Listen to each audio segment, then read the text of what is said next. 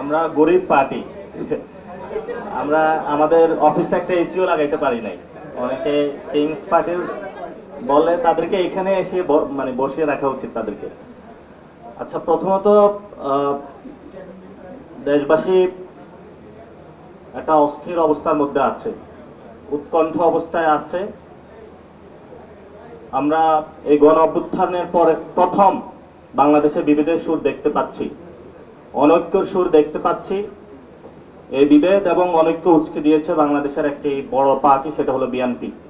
গণ অভ্যুত্থানের পরে যদি ইতিহাসে লেখা থাকে প্রথম কোন দল বাংলাদেশে অনৈক্যর জন্ম দিয়েছে, সেটা হলো বিএনপি। দেশবাসী উৎকণ্ঠা থেকে মুক্তির জন্য গণ অভ্যুত্থানের সরকার প্রধান উপদেষ্টার দিকে তাকিয়ে রয়েছেন। আমাদের আবেদন থাকবে প্রধান উপদেষ্টার নিকট যে আপনি কনসেনসাস কমিশন বা জাতীয় ঐক্যমত কমিশন যে রিপোর্ট জমা দিয়েছে, সুপারিশমালা দিয়েছে, সেটা দ্রুত আদেশ জারি করুন। এবং আজকে আমরা এখানে যুবশক্তির ব্যানারে প্রোগ্রাম হচ্ছে, যুবশক্তির প্রেসিডেন্ট উপস্থিত আছেন। তাহলে এই আদেশ দ্রুত সময়ে জারি করার জন্য বাংলাদেশে আমাদের এনসিপি নয়, একমাত্র যুবশক্তি যথেষ্ট। এবং যুবশক্তিকে বলবো, বাংলাদেশে জনগণের এই আদেশ বুঝে নেওয়ার জন্য, দুর্বার আন্দোলন গড়ে তোলার জন্য, যাতে কোনো অনৈক্য সৃষ্টিকারী, নির্বাচন বানচালের ষড়যন্ত্রকারী যারা বাংলাদেশে সৃষ্টি করার পায় তারা করছে, তারা যদি কোনো কিছু করতে চায় তাহলে যুব সমাজের রক্তের উপর দিয়ে তাদেরকে যেতে হবে। আপনি আজকে গতকালকে মির্জা ফখরুল বলেছেন নোট অফ ডিসেন্টের বিষয়ে, সালাউদ্দিন সাহেবও বলেছেন। বিএনপি কনসেনসাস কমিশনে যে নোট অফ ডিসেন্ট গুলো দিয়েছে, আমি সেগুলোকে বলবো নোট অফ ডিসেন্ট নয়, নোট অফ চিটিং। এই নোট অফ চিটিং এর মাধ্যমে তারা পুরো সমগ্র বাংলাদেশের 18 কোটি মানুষের সাথে প্রতারণা করতে চেয়েছিল, কিন্তু সেই প্রতারণাটা বাংলাদেশের তরুণ ছাত্র জনতার কাছে ধরা পড়েছে। তারা কেয়ারটেকার গভর্নমেন্টের ওই জায়গা হলো তারা ভেটো দিয়েছে, অথচ তারা একটা সময় এটা চেয়েছিল। বাংলাদেশের এই যে গণ অভ্যুত্থান হয়েছিল, এটার অন্য দাবি ছিল যুব সমাজ বেকার অবস্থায়, তাদের চাকরি দরকার। পিএসসিতে একটি নিরপেক্ষ কমিশন হবে, পিএসসি ভবিষ্যতে এসে কোনো ভাইয়ার রিকমেন্ডেশন দিবে না। আমরা একটি নিরপেক্ষ পিএসসি চেয়েছিলাম, কিন্তু বিএনপি ওইখানে নোট অফ ডিসেন্ট দিয়ে রেখেছে, কারণ ভাইয়ার কলে সেখানে হলো তাকে নিয়োগ দিতে হবে। সেজন্য বাংলাদেশে আর কোনো ভাইয়াগিরি চলবে না। আপনি নিরপেক্ষ পিএসসি গঠন করতে হবে, এবং এটা ছাত্র সমাজের দাবি। আমি পুরো বাংলাদেশের ছাত্র সমাজের কাছে আহ্বান জানাবো যে সারাদিন আপনি পড়ার টেবিলে বসে থেকে নিজের সমস্ত মা বাবার টাকা ব্যয় করে, জমি বিক্রি করে, এত পরিশ্রম করে পড়াশোনা করে একটি সরকারি চাকরির জন্য যখন যান, সেখানে বিএনপি বলছে বিএনপি না করলে চাকরি পাবেন না, আপনার মেধার অবমূল্যায়ন করা হবে সেখানে। এই জন্য যদি কনসেনসাস কমিশনের উপরে কোনো বিএনপি আঁচড় বসাতে চায়, ছাত্র সমাজকে ঐক্যবদ্ধভাবে আহ্বান জানাবো যে নিজের অধিকারটা আপনারা রাজপথ থেকে বুঝে নেবেন।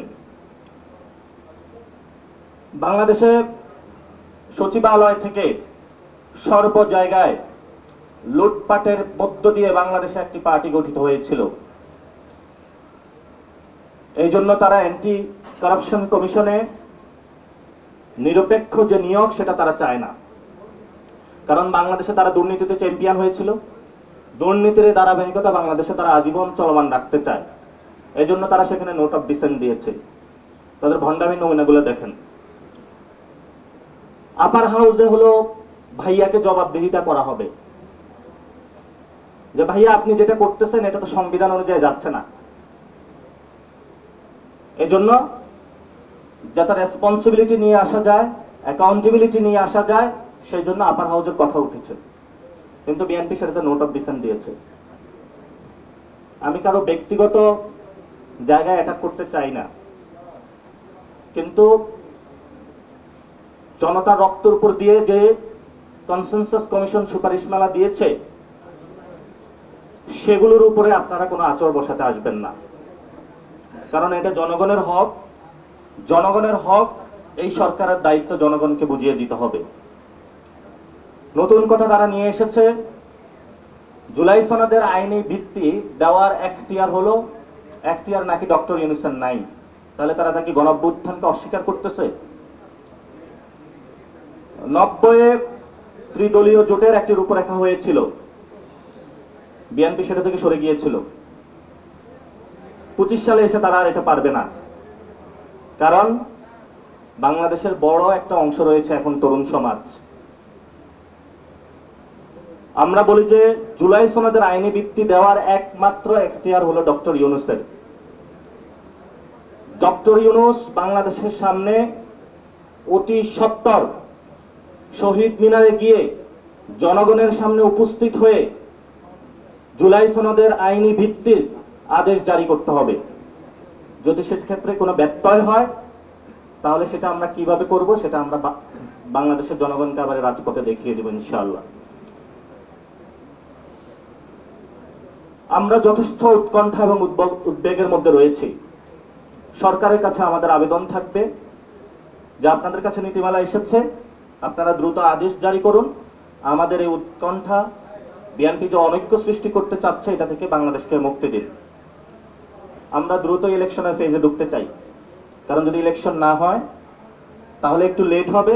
লেট হলে বিএনপি এবং আওয়ামী লীগ দুই ফ্যামিলি আবার ইলেকশন করতে চাচ্ছে তারা। বাংলাদেশে আগামীতে বিএনপির সেই স্বপ্ন আমরা বাস্তবায়ন হতে দিব না। এখানে তারা বলছে রাষ্ট্রপতি নাকি হলো অধ্যাদেশ বা প্রজ্ঞাপন বা আদেশ জারি করবে। আমরা বলি যে চুপ্পুর সেই কোনো বৈধতা নাই একজন খুনি যে সে বাংলাদেশের এই পবিত্র দলিলের আদেশ জারি করবে। যখন চুপ্পুর পদত্যাগ করতে জনতা বঙ্গভবনের সামনে উপস্থিত হয়েছিল, তখন জেনারেল ওয়াকার সাহেব বলেছিলেন আমাকে একটু সময় দাও। সময় তো দেওয়া হয়েছে, আপনি কেন চুপ্পুকে সাপোর্ট দিয়ে যাচ্ছেন এখনো? এজন্য আমরা বলবো চুপ্পু প্রশ্নে জনগণ এবং আর্মিকে কেউ যাতে মুখোমুখি দাঁড় না করায়।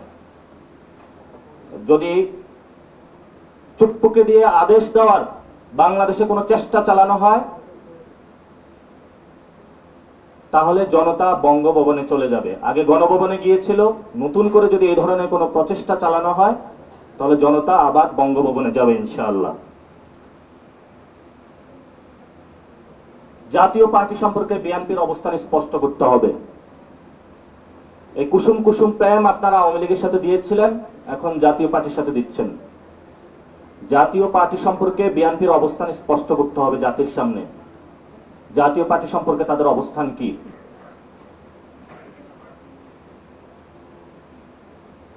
আমি যে বিষয়টি আপনাদেরকে লাস্ট বলতে চাই, এই যে নোট অফ চিটিং,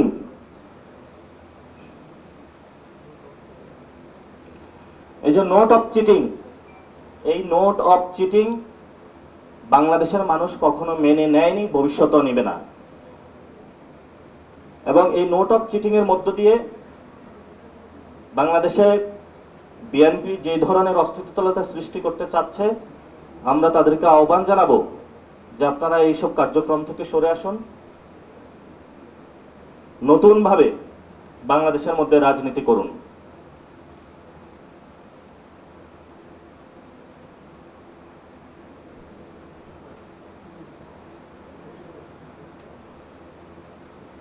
দ্বিতীয় যে প্রশ্নটি এসেছে সেটি হলো জামায়াতের অবস্থান নিয়ে।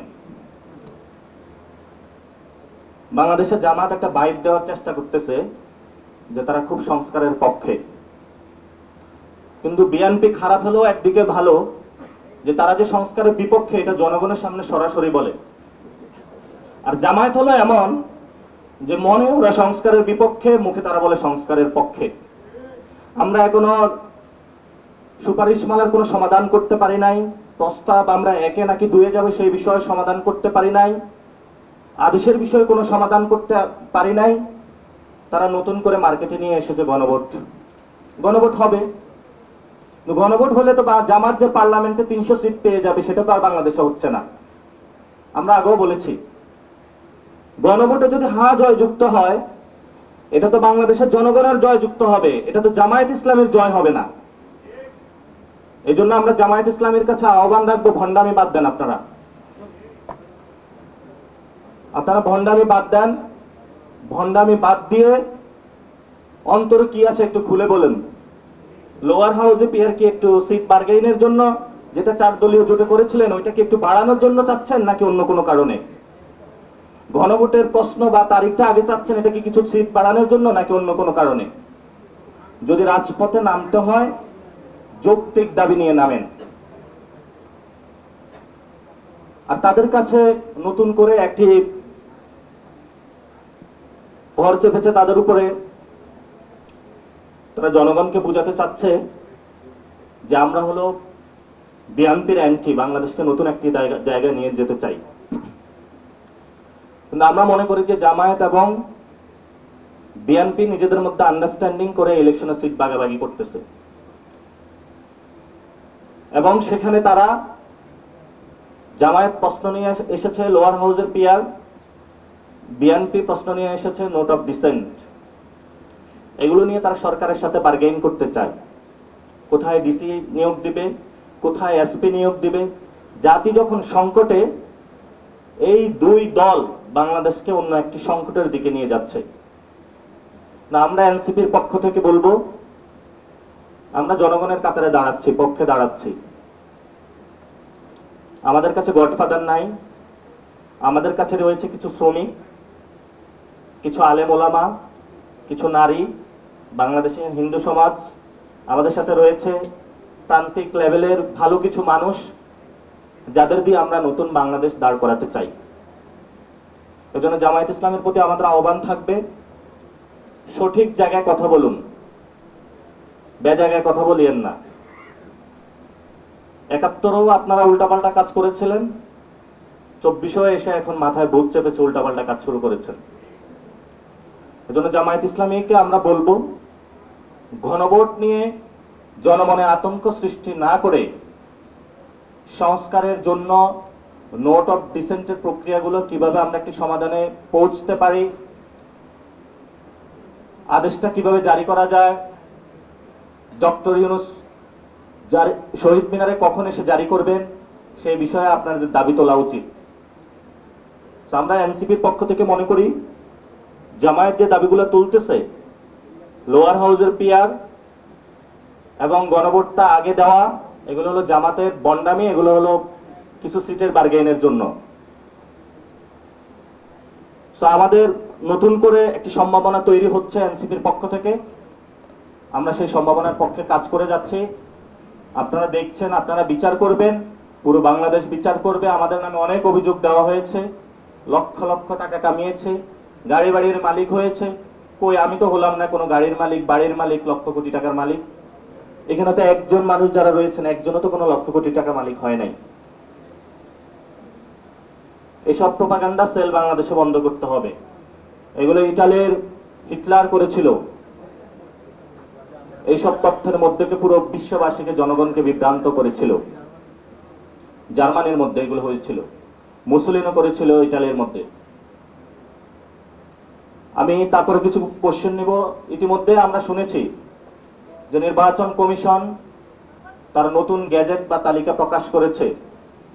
নির্বাচন কমিশনের নিকট আমাদের আকুল আবেদন বা প্রশ্ন, আমরা যে আপনাদের কাছে বলে এসেছি, আপনারা যে নতুন নতুন তালিকা বানান, সেটা কোন নিয়মের ভিত্তিতে বানান? তারা আমাদেরকে সেই সদুত্তর দেয়নি। তারা আবার নিজেদের রাজকীয় সিংহাসন মনে করে নিজেদের গায়ের জোড়া আবার একটা তারা তালিকা বানিয়েছে।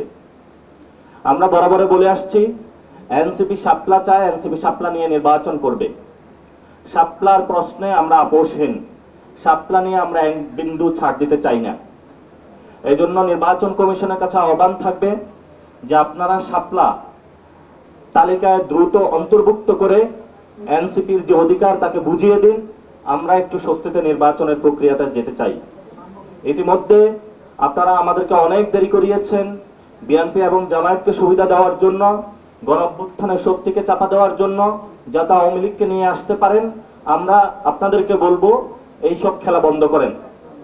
যদি এইসব খেলা বন্ধ না করতে পারেন তাহলে হয়তোবা আমরা ইলেকশন কমিশনে গিয়ে ইলেকশন কমিশনের সামনে গিয়ে গণতান্ত্রিক পদ্ধতিতে আমাদের প্রটেস্টের মাধ্যমে আপনাদের পদত্যাগ করাতেও আমরা বাধ্য হব।